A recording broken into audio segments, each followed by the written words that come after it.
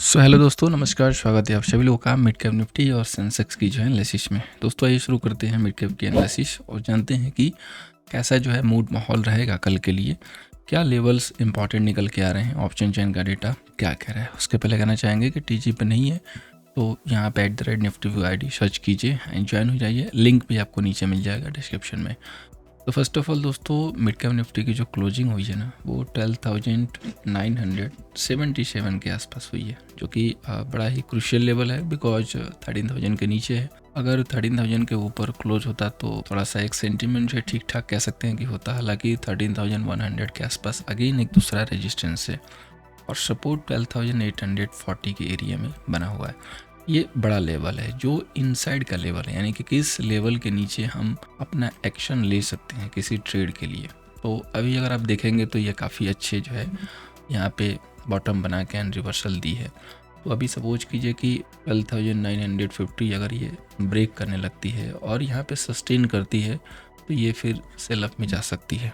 लेकिन अगर ये 12,950 नहीं सस्टेन करेगी, होल्ड नहीं करेगी, उसको रिजेक्ट करेगी, तो ये यहाँ से बाई में रहेगी। हालांकि जो 950 का लेवल है काफ़ी स्मॉल लेवल है।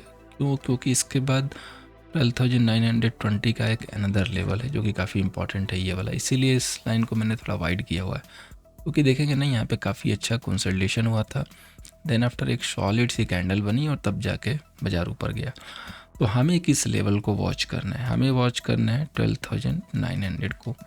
अगर ये ब्रेक करके इसके नीचे सस्टेन आता है तो हम सेल जा सकते हैं।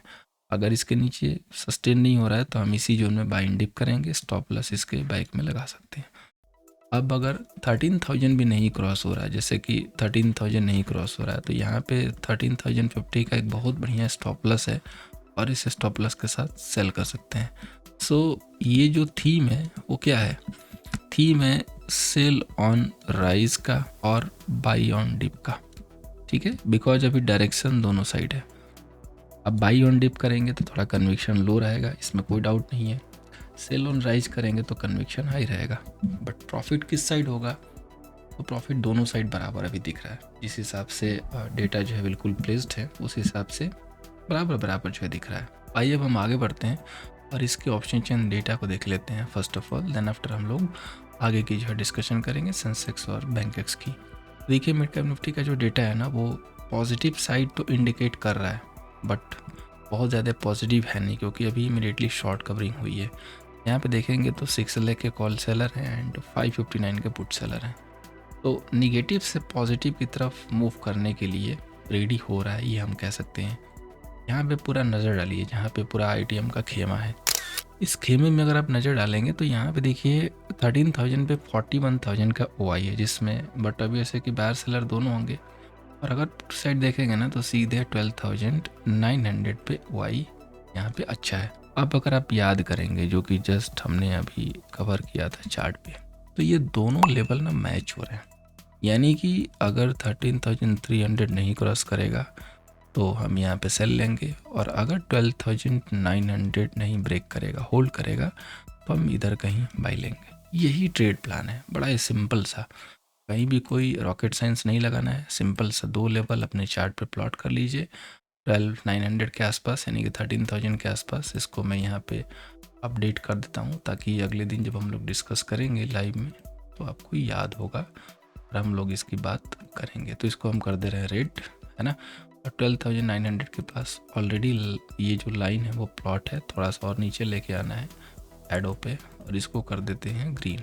इस जोन में आएगा तो हम ग्रीन साइड देखेंगे कॉन्ट्रा यानी कि, और इस साइड आएगा तो हम सेल साइड देखेंगे कॉन्ट्रा यानी कि। बाकी बीच में कुछ नहीं करेंगे, बीच में हाथ नहीं लगाएंगे। अब हम बात करेंगे दोस्तों सेंसेक्स की। सेंसेक्स में कोई जान अभी दिख नहीं रही है। जिस हिसाब से सेंसेक्स का जो प्राइस है, जिस हिसाब से सेंसेक्स में कोई जान नहीं है। ये देखिए इतनी ही दूरी में पूरा सिमट गया, ये दर्शा रहा है कि कोई जान नहीं है। तो इसमें क्या ट्रेड करना है? मेरे हिसाब से इसको छोड़ देना बेटर होगा। स्टील अगर किसी को करना है तो 81,570 के ऊपर जाता है तो लॉन्ग साइड सोचिए। शॉर्ट साइड सोचने के लिए भी जगह नहीं है, ऊपर जाने के बाद ही कुछ मिलेगा। यहाँ से सेल करेंगे तो ट्रैप हो जाएंगे। सो अब हम बात करते हैं दोस्तों बैंकेक्स की। इसके बाद दोनों का ऑप्शन चेन लगे या तो एक ही में निपटा देंगे। तो यहाँ पे देखिए बैंकेक्स और काफ़ी जो है यहाँ पे देखेंगे तो ठीक ठाक ही दिख रहा है। हालांकि इसकी भी कैंडल्स बहुत कोई ख़ास नहीं बन रही है जिस हिसाब से बननी चाहिए।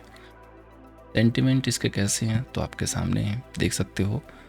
हमें इम्पॉर्टेंट लेवल के ऊपर ही फोकस करना होगा। हालांकि इस तरीके से अगर साइड में रहेगा तो ट्रेड लेने में कोई मज़ा नहीं आने वाला है। हालांकि ये अगर साइड में किया है तो ये एक फ्लैग का फॉर्मेशन ज़रूर देखे गया है जो कि इनवर्स फ्लैग है, और इस तरीके से रहेगा। और अगर इसका ब्रेकडाउन यहाँ से मिलता है तो हम सेलिंग के लिए जा सकते हैं। सो ये जो जोन क्रिएट हुआ है इसका मज़ा आपको एक्सपायरी के दिन मिल सकता है। अगर ये 58,160 को ब्रेक करता हुआ नज़र आए तो एक सेल अटेम्प्ट ले सकते हैं। काफ़ी प्यारा जो है यहाँ पे एसएल है 58,275 का।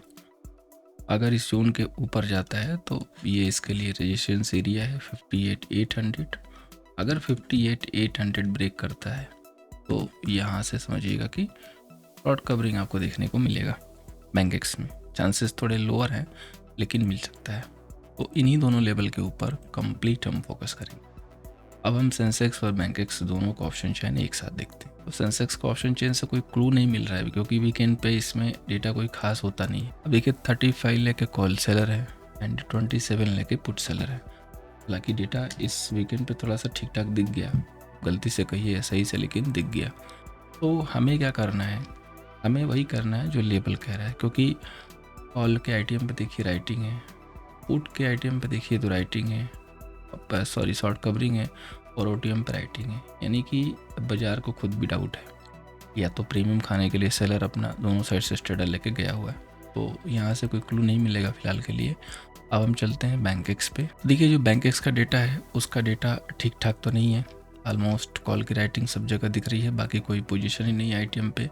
पुट की राइटिंग है, यहाँ पे पुट की बाइंग वाइंग भी दिख रही है।